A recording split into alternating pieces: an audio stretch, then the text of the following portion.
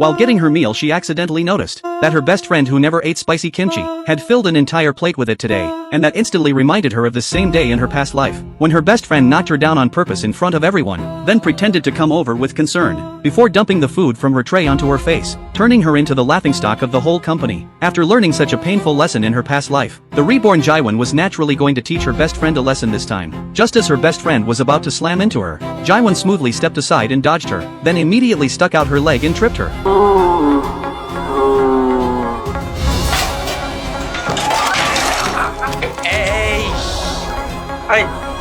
And the man covered in food was Jaiwon's husband from her past life. Looking at the two of them in such a mess, Jaiwon pretended to step forward and comfort them. Then she casually pointed out that the clothes her best friend had ruined were from a luxury brand, and if she had to pay for them it would cost quite a lot. Seeing her best friend filled with regret, Jaiwon felt unbelievably satisfied. But this was only the beginning of her revenge plan. In her past life Jaiwon had received the envy of family and friends, and their sincere blessings, as she joyfully married her boyfriend Minwon after years of dating. Back then Jaiwon thought she was entering a happy marriage, but she never imagined that this was actually the beginning of her nightmare. 네가 가정교육 안 돼 있는 건 네 탓 아니야.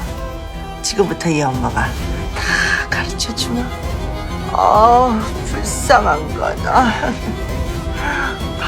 After the wedding, Minwon immediately dropped the gentle and considerate act he once had. As a total mama's boy he listened to his mother about everything, and spent his days at home, dreaming the ridiculous dream of getting rich overnight through stocks. Even worse, because Jaiwon still had not gotten pregnant, her mother-in-law yelled at her every day, and even said cruelly that their family had only one son for 3 generations, and the line could never end with Jaiwon. Under the constant pressure from her husband and mother-in-law, Jaiwon not only had to work overtime non-stop to cover the household expenses, but also had to clean the house after coming home. She had no time to breathe at all. The endless pressure at home and at work clung to her like a shadow, and slowly wore Jaiwon's body down completely. One day while giving a report at work, she suddenly felt intense dizziness and stomach pain, and when she finally could not hold on anymore she went to the hospital, only to be told by the doctor that she had late-stage stomach cancer. What was even sadder was that even as she neared the end of her life, after her husband Minwon and mother-in-law learned she was seriously ill, their first thought was not how to treat her or take care of her, but how to squeeze the last bit of value out of her. During the difficult days of treatment at the hospital, Jaiwon's only emotional support and comfort was her best friend Sumin, whom she had always treated with complete sincerity. 나 두고 가면 용서 안 할 거야? 옆에 내가 있다는 거 잊지 마. 나랑 오래오래 살아야 돼. 고마워. But after Sumin left the hospital, she took advantage of Jaiwon's time in treatment, and secretly went to Jaiwon's home, to meet Jaiwon's husband Minwon behind her back. Meanwhile at the hospital Jaiwon was told that there was no money left in her medical account, and that she needed to pay as soon as possible, or the treatment would have to stop. Then Jaiwon sat on the hospital bed, and called her husband Minwon again and again, but no one ever picked up. With no other choice, Jaiwon could only drag her extremely weak body into a taxi and go home for money. As they passed through a long tunnel, at the end of the tunnel, there was unexpectedly a peaceful paradise full of flowers and birdsong, and this was also the first time in Jaiwon's long suffering that she felt kindness from a stranger. After arriving at the destination, the driver not only refused to take any money, but also returned the fare, and said something meaningful. 기념으로 아빠가 용돈 줬다 생각하고 받으소. This unexpected concern left Jaiwon in a daze, but when she dragged her heavy steps back to her front door, a pair of red high heels that did not belong to her instantly pulled her back into the cold reality.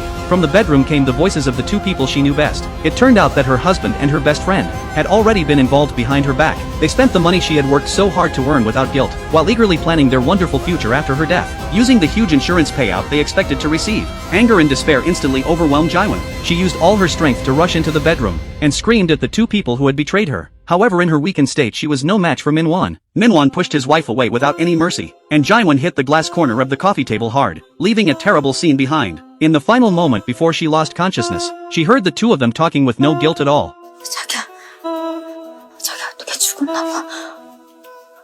어제 죽을 거였는데고 이렇게 죽나 저렇게 죽나 씨. However, when Jaiwon opened her eyes again, the death she expected had not arrived. What came into view was Minwon's greasy face looking 10 years younger, and the hand he was trying to reach toward her. The fear from her final moments instantly came back. Jaiwon could no longer control herself, and grabbed Minwon's hair like she had lost her mind, while fighting him off. Just as Minwon clenched his fist and was about to show his true nature, manager Yoo Ji-hyuk from the company stepped forward in time, and stopped the scene from getting worse. Jaiwon looked around in complete confusion. The familiar office, and the faces that all looked 10 years younger, left her deeply confused. She instinctively looked at the back of her hand. The marks from her hospital treatments had disappeared completely, and her skin had become smooth and healthy. She rushed to the mirror, and the person reflected there was no longer the woman worn down by illness and drained of life. but someone young, healthy, and full of energy, when she ran out onto the street and saw the 2013 billboards hanging everywhere. An unbelievable thought exploded in her mind. She had been reborn. She had returned to 10 years earlier with no terminal illness, no marriage, and no betrayal, before all the tragedies had happened. After returning to her rental apartment, Jaiwon found a banknote in her pocket, with a cute heart drawn on it in ballpoint pen. When she saw the drawing,